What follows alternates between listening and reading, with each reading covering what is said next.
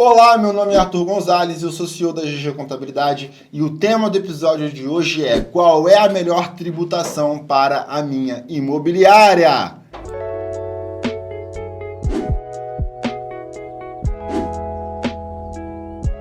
Então, meu querido corretor de imóveis, meu querido dono de imobiliária, se você quer realmente economizar impostos, você precisa ficar até o final desse vídeo para você não ter problemas futuros com o governo. E vai por mim, hoje em dia não existem contabilidades especializadas em imobiliárias, não tem praticamente conteúdo específico para você que é corretor de imóveis.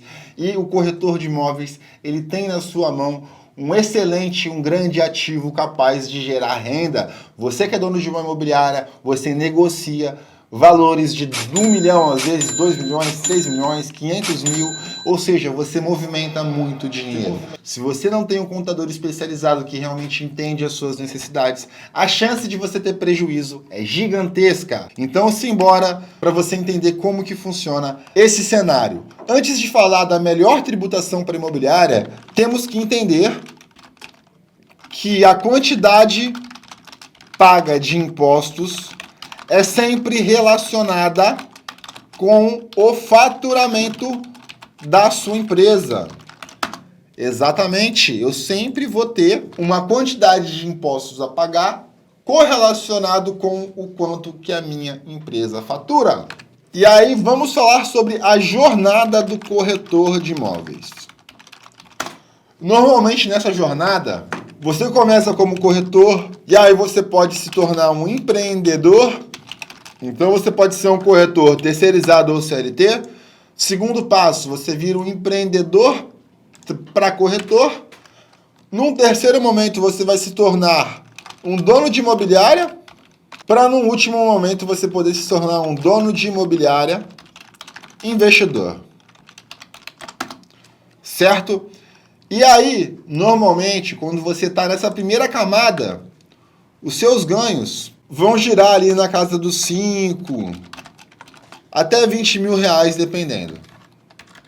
Então, isso aqui é a sua jornada inicial como corretor terceirizado, CLT, trabalhando de forma autônoma para uma imobiliária. E aí você toma a decisão de começar a empreender, de começar a criar o seu próprio negócio, e aí você sai ali daquela realidade onde você ganhava 20 mil reais e começa a variar entre os 20 mil e os 50 mil reais, certo?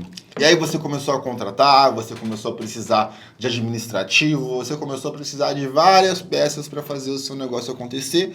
E aí você deixou de ser um empreendedor e aí você começou a ser um dono de imobiliária e empresário, onde os seus ganhos já vão girar ali dos 50 mil até mais ou menos os seus 150 mil reais, certo? Então, essa é a escadinha onde você começa ali a sua carreira. E sempre que eu penso em tributação, sempre que eu penso em impostos, a gente tem que lembrar que os impostos são pensados de forma anual. Então, cara, aqui a gente está falando de ganhos na média dos 240 mil ano. Aqui o jogo já muda, já vamos para casas dos 600 mil por ano. E aqui, normalmente, já é 1 milhão para cima anual, certo? E aí, para cada realidade dessa, você pode ter uma tributação que faça mais sentido.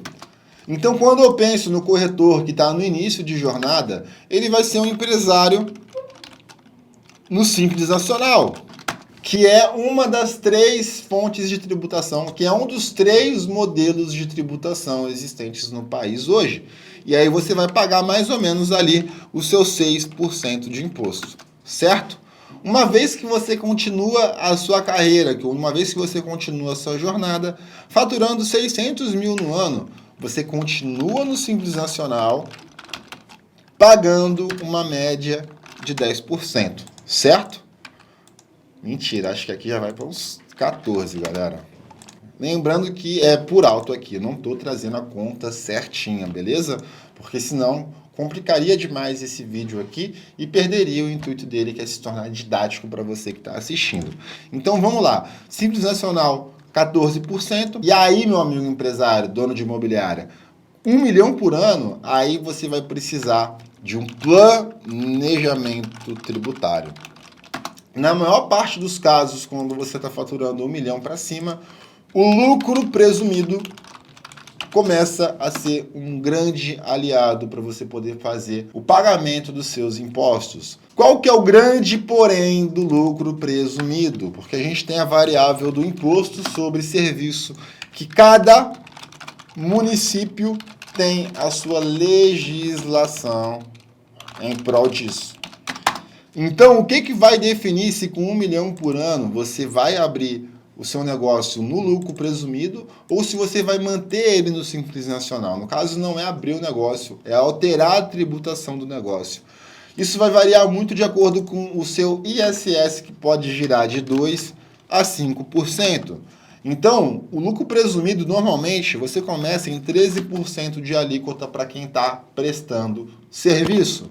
E aí, a partir do momento onde eu tenho essa variação de 2 a 5, cara, eu pagar 15% de imposto é uma coisa completamente diferente de pagar 18%. E aí, essa pequena porcentagem é o que vai fazer a diferença para tomar a decisão entre manter o teu negócio no Simples Nacional ou alterar o seu negócio para o lucro presumido. Lembrando que é necessário olhar a legislação de cada município para poder entender isso.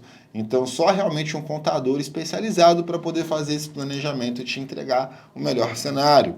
Agora, se você já está faturando de 2 milhões em diante, meu querido, aí a chance de você estar no Simples Nacional é praticamente nula. Arthur, por que você está falando isso? Vou te mostrar na prática. Anexo 3, Simples Nacional.